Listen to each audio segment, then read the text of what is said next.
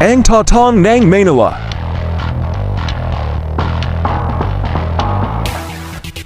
A Tatong Rin ng Hong Kong.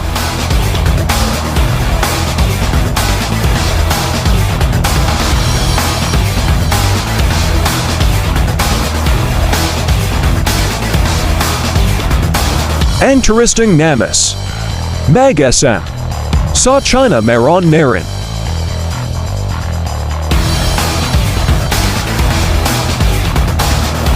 Bastatas and Libra Entrance at Librang Sumaya.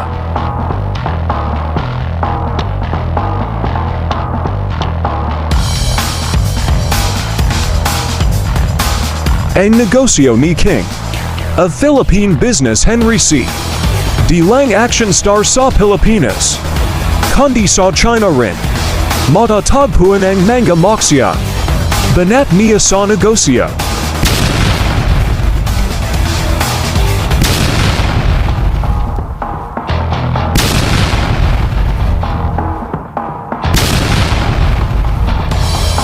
Ninong TV proudly presents another action of learning. The businesses of Mr. Henry C. With your Denver Ninong Castro as Henry C. Ang Business Kong Balik China. Discovering Henry C's SM Supermalls in China February 6, 2023 simulcast on Facebook and YouTube. Henry C. The King of Philippine Business. Only here at Ninong TV, your educational vlog show and entertainment.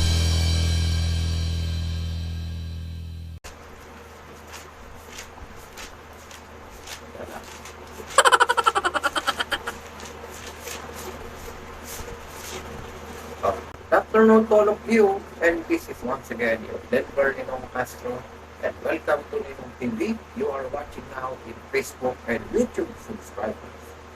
This is another action of learning Henry C's businesses on our Ninong TV, and the title of our vlog content for today is Ang Business Kong Balik China, Discovering Henry C's SM Supermalls in China. So we will discover here the SM Supermalls is not only available in Philippines, in provinces, in Luzon, Visayas, Mindanao, but the SM Supermalls is also now an international because they are now available in China.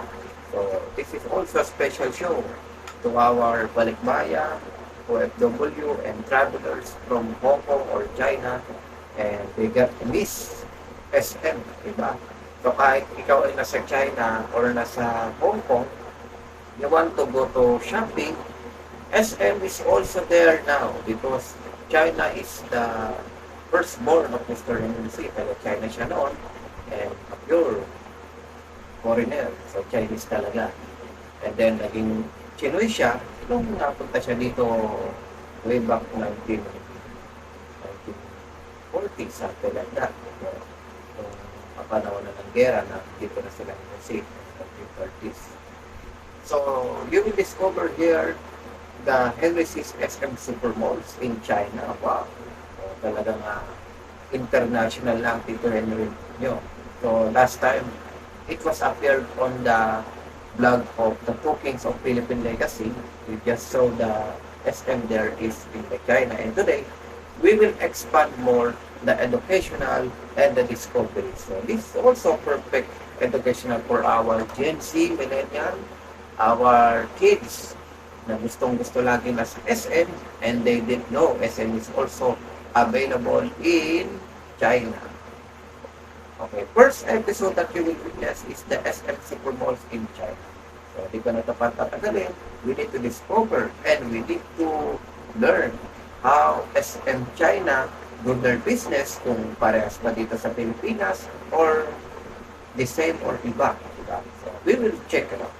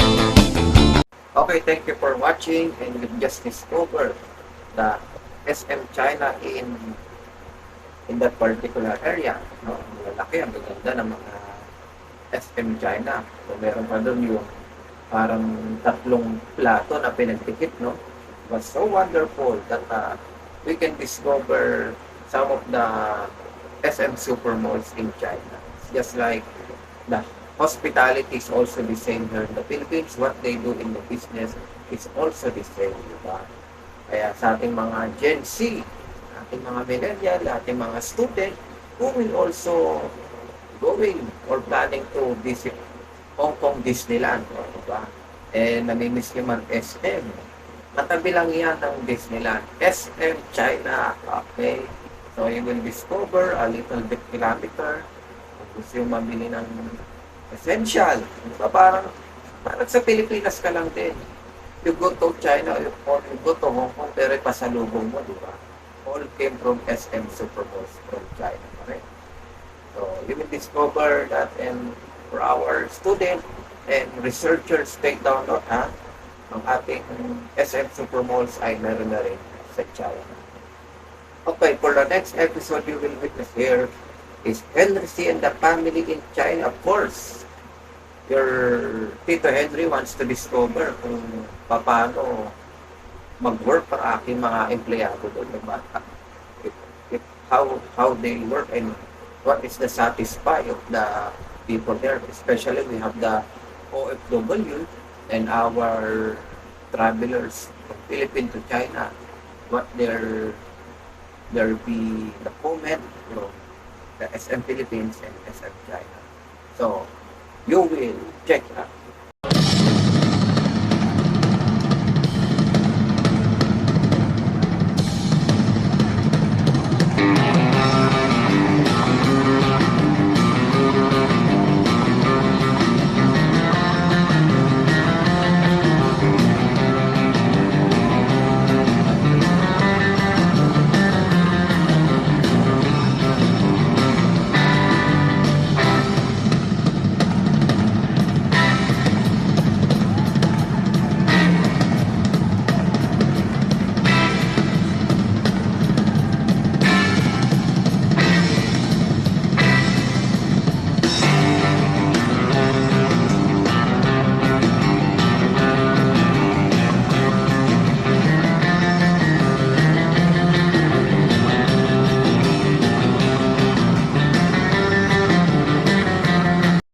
Okay, you've just witnessed Mr. Henry C. and the family going for their vaults in China. Okay, so as one of the owners and one of the developers, it's normal and it's their way how to manage, and yung mga tao dun kung okay naman sila because they amaze in Philippine SM. How about in SM China? Diba? So it's part of their research and study. Diba? And as the owner, to take care of the people there and to find a great satisfaction. Okay, as Mr. Henry C. will best, we will discover once again the CSR of SM Supermalls now in China. So kung dito sa Pilipinas, they are helping the people. They are providing what they need, what they want, education, assistance, cash, housing, etc., etc. How about the SMCSR in China? So, how Mr. Henry C. do his hard work to serve the nation and the Republic of China, because not only us is needing a help, diba? Somebody also there in China.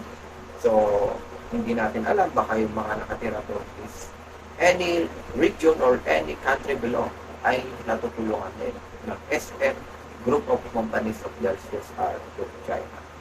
So you will check it out.